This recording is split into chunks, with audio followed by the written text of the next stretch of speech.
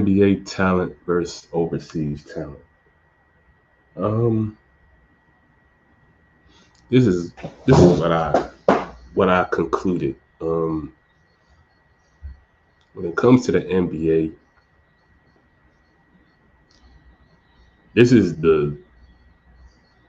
in my opinion, has the by far the highest talent of any league out there, by far. Um,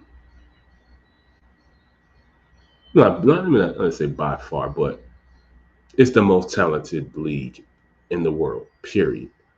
Um, it is the most valuable brand. People gotta remember the NBA is a brand and it's a business. So it's not necessarily all about who's the best and who's the talent and who's good. If you do, there's still politics. It's politics. I explained to y'all in the last video the politics I experienced on the high school level. Um, it's politics on the NBA level too. Um, but what I will say is when it comes to, I would say there's about 450 NBA players. The top 150 to 200 guys in the league are the best players in the world. Those are the best players in the world. Like, you're not going to go somewhere else and find better players than the top 150 to 200 guys in the NBA. Those are the best. Now, the rest of them, I'm not going to be like some cats who say, oh, they're sorry, they can't play, and they're not good, and all that stuff. I'm not going to say all that. But they're not, they're interchangeable guys. Like, it's overseas guys that could very much so be in those positions easily, like easily. Okay, it doesn't make it that these guys can't play. They can play. They're good. They were the guy in college and high school, and all of that.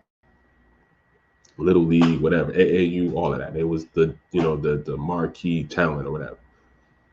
But they at this level are interchangeable guys. Like, you can go get somebody overseas, plug him in, take this guy, and you Gucci. It ain't gonna be some drop off. Now, like I said, the top 150 guys, you know what I'm saying? You take Luka out, there's nobody who is overseas that can just replace Luka. There's nobody overseas that can just replace LeBron. There's nobody overseas who's just gonna replace Jason Tatum. Like, this is not gonna happen. You know, the talent, is and so that's the thing. You know what I'm saying? NBA, you have the NBA, the organizations build their team around, let's say, two or three guys. You know what I'm saying? And the rest of the guys are just pieces to complement these two or three guys on the team. Whether you're a defender, you're a rebounder, you're a facilitator, you're a shooter. You know what I'm saying? Like, you got to have certain pieces on the team to complement the two or three guys that the team is centered around, so to speak. Um, Overseas, these guys are like, it's great talent. You know what I'm saying? Great talent, guys that could easily be NBA guys, but for whatever reason, whether it's politics or maybe they just don't want to play in the NBA and they're getting better money overseas, and it's like, hey, I'd rather take this overseas bag. Um, you know what I'm saying? That's their situation. um, um, some people just love they got accustomed. They love the overseas thing. Um, but the talent is talented. You know what I'm saying? It's guys who can play. It's guys who, you know what I'm saying, if there's an open run, could give NBA guys buckets. even some of the top tier guys. You know what I'm saying? They can give them buckets. You know what I'm saying? No problem. You know what I'm saying? And so, uh, you know, the overseas talent is good. You know what I'm saying? The style of play is different. The game's played a bit differently. Um, uh, and so, you know, in the way that, you know, I think it's more kind of like a, you know, pass and cut type of thing, and more just kind of like set driven, where NBA is, you know, with the way that especially today's league is more of a kind of like one-on-one pick and roll league for the most part. That's the NBA. You know what I'm saying? That's how the NBA is played for the most part. So I just really wanted to get that distinction between the two, whether it's the NBA or overseas. Um, uh, um, and the talent level.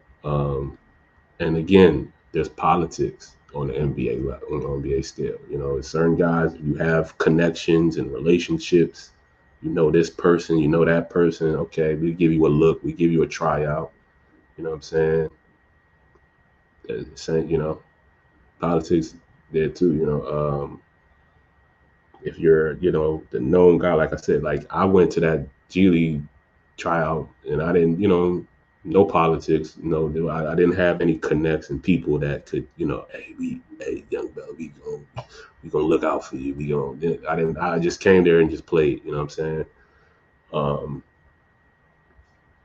and so, again, there's a lot of guys who are in the NBA off that political connection. You know what I'm saying? Hey, you know, we gonna look out for you. He's this person's son, and okay, we're gonna, you know, that whole thing. So, um, those guys, and again, these guys can play. Even these people who get the political connections and the political opportunities and stuff, they can play. You know what I'm saying? They, like I said, but they're easily replaceable. Easily, no problem. You know what I'm saying? They can maybe do a couple years or a year or two in the league, and you know what I'm saying. That's great though. I'm saying just even one season in the NBA is like that's, but I wouldn't. I definitely do that. Like I would, you know, like, but that's just the fact of the matter. So, um, you know, that's just, you know, the reality of the case. You know what I'm saying? Like, um, we talking about the top tier guys. You know, talk this. You know, top. Let's say the top 25 guys. These are the best guys in the world by far. It's no, oh, we're gonna go to the park and find someone better than the top 25 guys in the league in the NBA. No, these are the best. These are the best guys. So